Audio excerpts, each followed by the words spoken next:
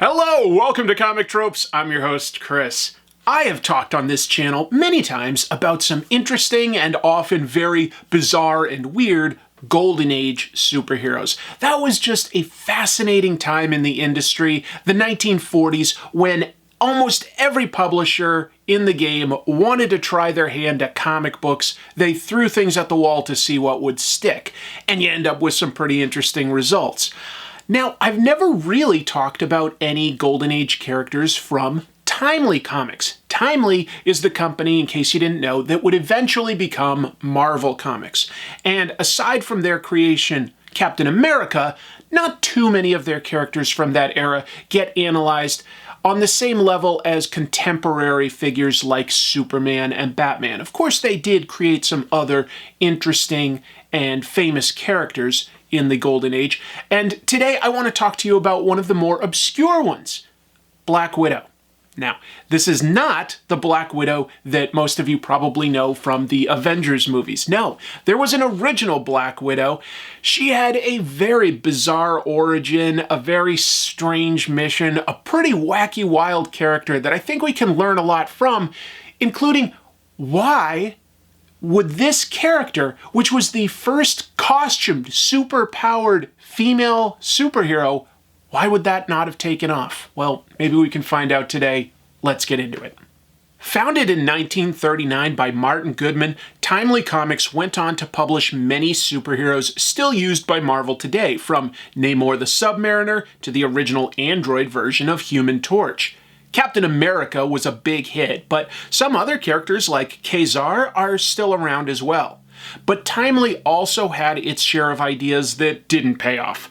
There was Moon Man, who was basically Batman without any supporting cast. There was Super Slave, which the less said the better. And there was the Black Widow. Black Widow had 5 appearances, but she is the first superhuman female character to also wear a costume. That's something.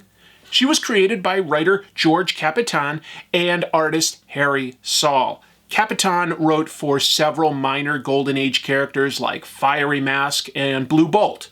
Harry Saul ended up becoming best known as an early artist on Archie Comics, taking over after Bob Montana and helping to develop Archie's signature look. Their character, Black Widow, debuted in the pages of the anthology title Mystic Comics number 4 from August of 1940, and her power is that she works for the devil.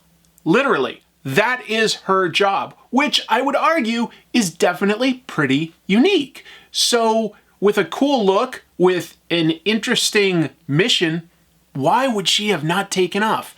Let's start reading some of these stories, see if we can figure that out. Black Widow's first page features her best costume, with a spider theme on the front of her purple leotard and a green and blue cape. She proudly is pointing her own name out to the devil, who is leaning forward, impressed.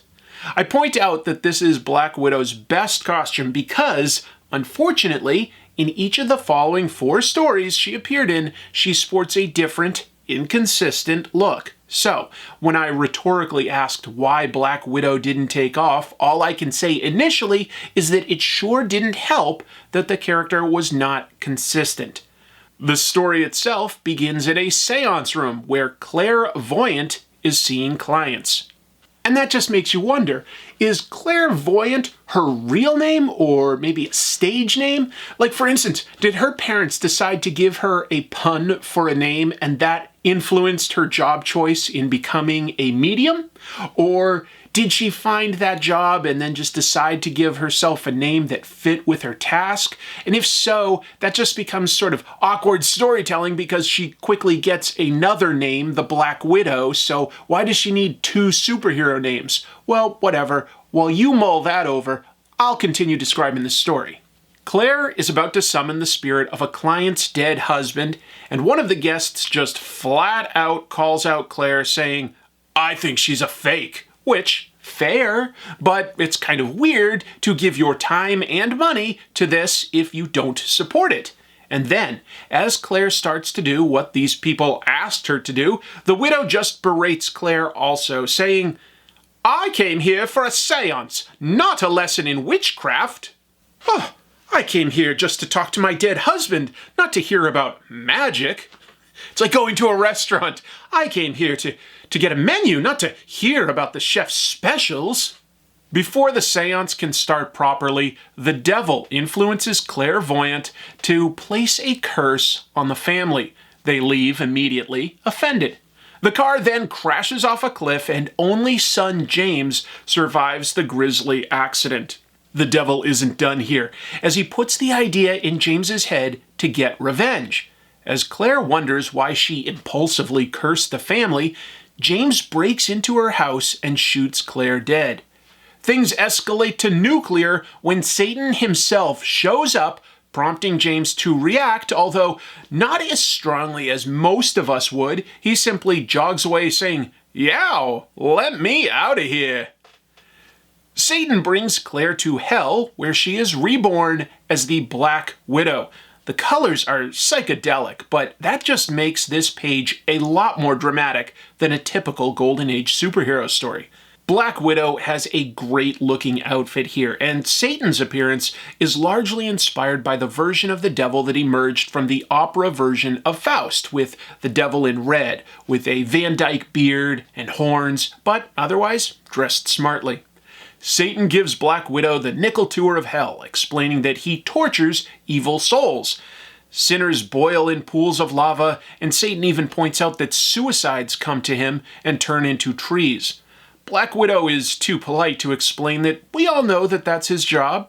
She now serves Satan directly, but insists she has one thing she needs to do first. Satan bids her to go and serve in his name.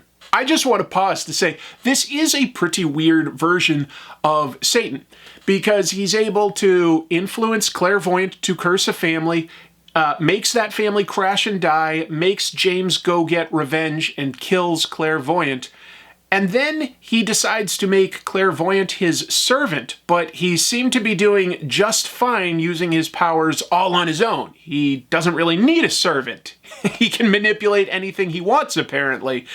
I think that this version of Satan has a self-confidence problem. Black Widow teleports to Earth and approaches James, who is mourning his dead family. When he sees Black Widow, he asks why she can't leave him alone, which is a pretty fair question. Nevertheless, Black Widow touches James' head, and her touch instantly kills, also leaving a cool spider tattoo on his forehead. A beat cop finds James's corpse and notes the Black Widow brand. A clue! The cop also wonders who the Black Widow could be, so I guess he at least correctly guessed the spider on James's forehead. Meanwhile, Black Widow returns to hell, and Satan gives her his new marching orders. She'll be sent to Earth to kill the wicked so that he has more souls. I'm sure that this is a coincidence, but doesn't that sound a lot like a pretty famous superhero? I'd argue that that's very similar to Spawn, a guy who is manipulated into serving the devil and is given great powers to do so. But I'm sure that that is a coincidence. Nevertheless, that's undisputably unique for 1940. Now let's get into some of Claire's powers that she uses in her stories, because she's got a lot of them. The second Black Widow story is a pretty big step down. She has a generic black outfit this time with a red cape. Satan summons her and tells her to bring him a man with the improbable name of Garvey Lang. A gang stops a train and robs it, and the boss turns out to be Garvey. Black Widow uses a new power to influence minds. She makes a henchman protest Garvey's plan, so Garvey just shoots the guy. She then teleports to another one of Garvey's men and steals their money. Garvey kills his money man, assuming that he stole the money and lied to him. Later, Garvey hosts a costume party and tries to kiss Black Widow, but she kills him, just like she did James. Black Widow did not appear in the following issue of Mista Comics, but returned in issue 7 with a very similar story to the last one. Now, her outfit is a full-body black suit. The story also explains where Hell is, which is described as being literally underground. Black Widow flies back to Earth after getting her latest mission from Satan, although she's drawn like a cannonball in her flying scene. This time, the victims are some corrupt businessmen who plan to sell weapons to both the Allies and the Axis powers during World War II. Black Widow appears to them as a human, calls herself Claire Voyant, and asks for a job as a secretary, which she is instantly given without an interview. That pretense allows her to use her widow's touch, killing the first of the two men. Going after the second man, he tries to shoot her, which just shows us that Black Widow cannot be killed. Then he sprays some fire retardant foam on her, which slows her down for some reason. But she then turns into mist to come through a steel vault door and kills the second man. Black Widow's fourth story takes place in a different title, All Select Comics. It featured the worst artwork of her appearances. She is now ghostly white with a red suit. Just like the last story, Hell is described as being underground. She is given another man to kill, this time a hired assassin, and Black Widow stops him with no real problem, easily shrugging off bullets from this man who decided to kneel on a panel border. That man decides to shoot himself rather than letting Black Widow get him. Of course, we already learned that suicides go to hell, so all he really did was speed up Black Widow's work. Whoops! I look at the Black Widow stories and I think this is an interesting premise, but I don't really know who Black Widow is as a character. There's no depth there. And I think that for a comic book character to really take off, you need both good artwork and an interesting character. You usually need to have them surrounded by a supporting cast that's interested, that they can play off of, and you need to have them have some sort of internal conflict so that they can have the potential for growth. Conflict just makes for interesting stories, but Black Widow doesn't seem to have any of that internal conflict. She has no problem serving Satan. At the same time, a far more popular female hero was Fiction House Publishing's Sheena. Sure, it mostly traded off of her visual appeal, but the character was still in danger. Black Widow isn't. And a year later, Wonder Woman debuted, who had a good look, a mission, and interesting supporting characters and background mythology. Black Widow's final Golden Age story takes place in USA Comics number 5. This time she has her full black bodysuit again and a red cape. It features what I would argue is the best artwork. Good figure work, interesting shading.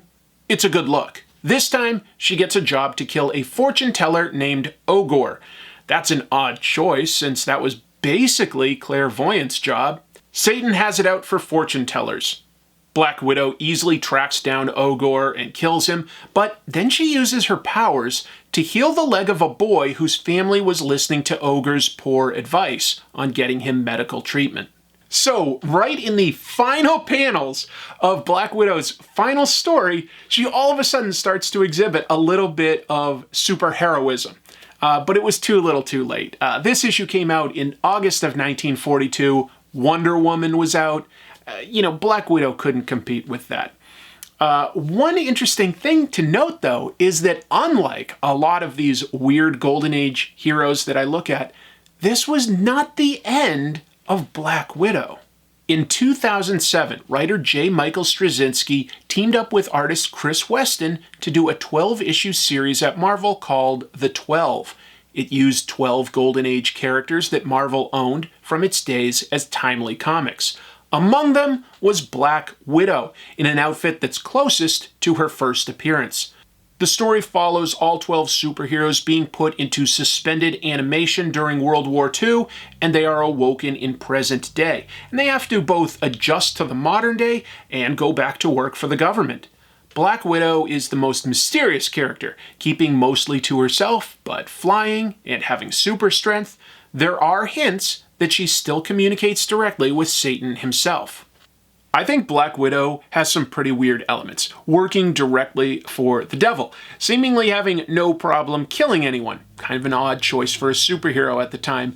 A lot of them were being softened up as the 40s went on and going into the 50s. But whatever. It's the thinnest of premises, but I do think that there's potential there.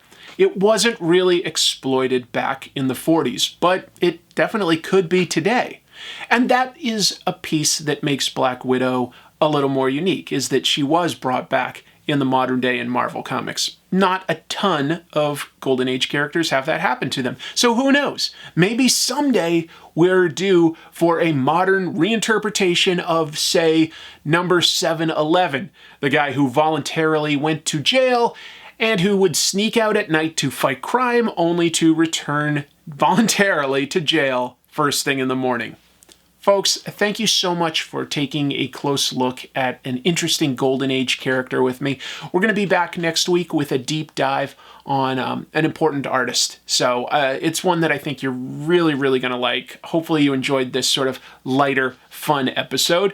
But next one is definitely going to be a more traditional deep dive. Hope you'll join me for that. Please consider hitting like, subscribe, maybe share this video with somebody new, a friend or family member. Maybe commenting down below. These are all things that are free that really, really help the channel. I sincerely appreciate it when you're able to do that. Thank you very much. I'll see you soon. Until then, keep reading comics.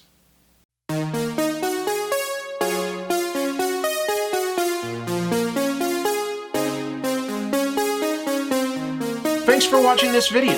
If you liked it, please consider hitting like and subscribe. If you'd like to support the show, there are merchandise links beneath the YouTube video, and you can always hit join on YouTube or visit Comic Tropes on Patreon to get access to special perks.